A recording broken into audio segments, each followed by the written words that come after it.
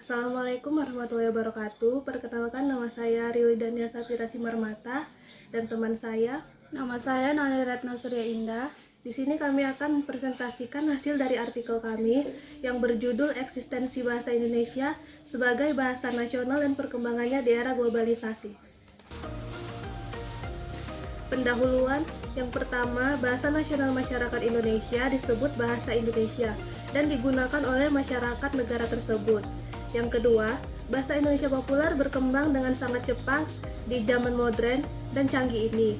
Yang ketiga, Mendikbud mengingatkan bahwa ketahanan bahasa Indonesia sedang diuji selama era globalisasi karena kecintaan dan kebanggaan berbahasa masyarakat persatuan di negeri ini mulai menurun.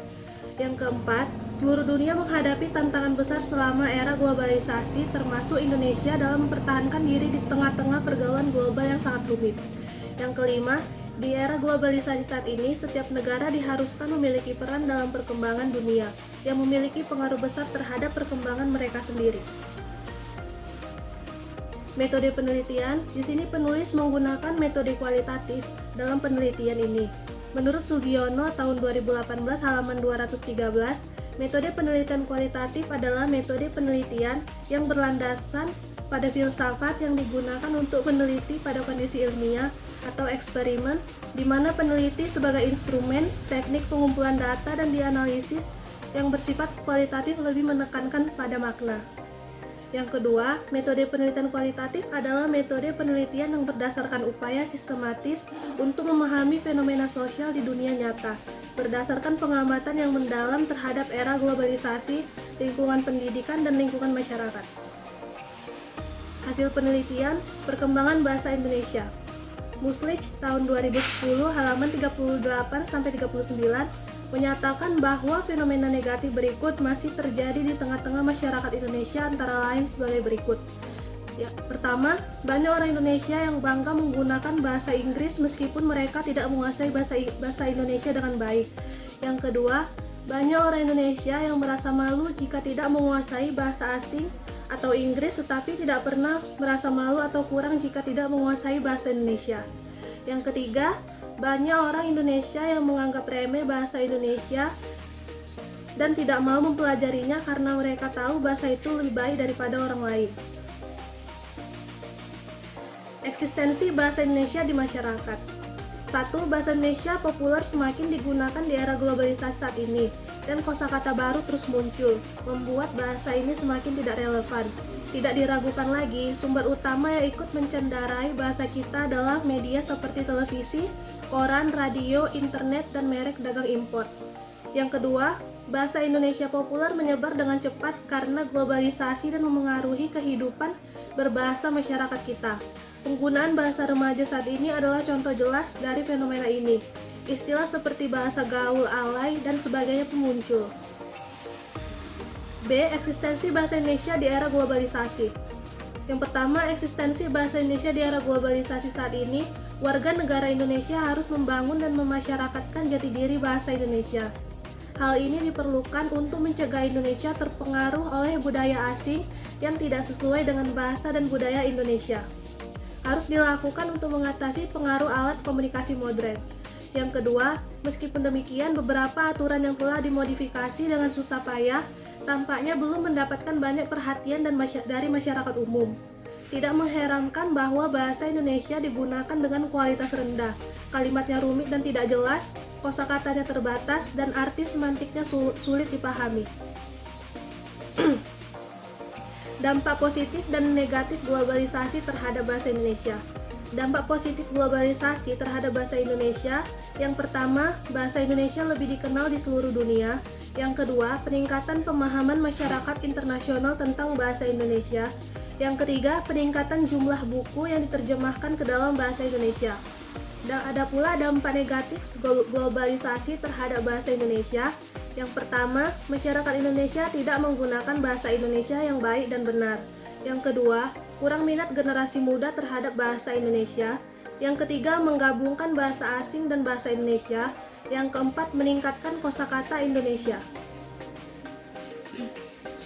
Mengatasi perkembangan dan pemakaian bahasa Indonesia.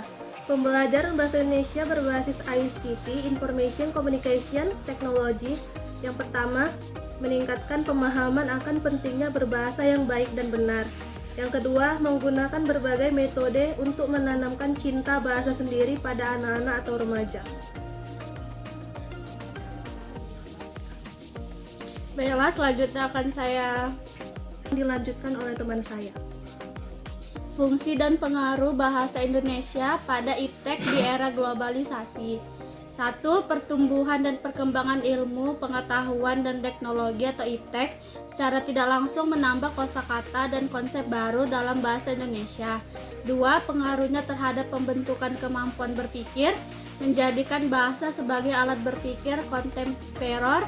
3. Ini menyebabkan bahasa Indonesia tidak lagi digunakan sebagai bahasa negara, tetapi sebagai bahasa internasional. Kedudukan bahasa Indonesia pada era globalisasi. Bahasa Indonesia digunakan secara lisan dan tertulis sebagai bahasa resmi negara dalam segala upacara, peristiwa, dan kegiatan. Penulisan dokumen, keputusan, dan surat-surat yang dikeluarkan oleh pemerintah dan badan-badan kenegaraan lainnya, serta pidato negara termasuk dalam kegiatan tersebut. Keberadaan bahasa Indonesia pada era globalisasi. Yang pertama, pada era globalisasi saat ini, setiap masyarakat Indonesia harus memperhatikan keberadaan bahasa Indonesia. 2.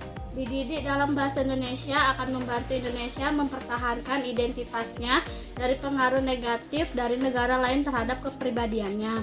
Yang ketiga, selain harus dapat dimulai secara mandiri, pembelajaran bahasa Indonesia harus didukung dari tingkat sekolah dasar hingga tingkat perguruan tinggi. Internasionalisasi bahasa dan pembartabaan bangsa Indonesia. Yang pertama, untuk memanfaatkan peluang internasionalisasi bahasa Indonesia, pemerintah pusat dan lembaga-lembaga terkait harus berkomitmen secara internal. 2. Selain menjadikan pembelajaran BIPA lebih profesional, strategi teknis ini menjadi modal utama. Impian untuk menjadikan BI sebagai bahasa Indonesia akan terwujud jika komitmen itu terwujud. 3. Semakin banyak bangsa menunjukkan profesionalitasnya, semakin bermartabat bangsa itu. Internasional bahasa Indonesia adalah salah satu cara untuk memajukan posisi Indonesia di dunia internasional.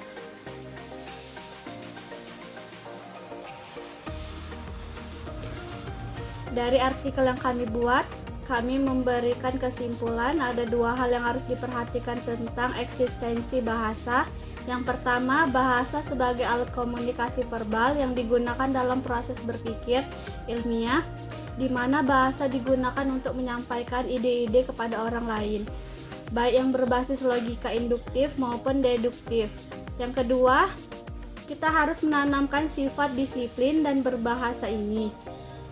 Karena itu, disiplin akan memastikan bahwa bahasa Indonesia tetap hidup sesuai dengan norma-norma yang tepat.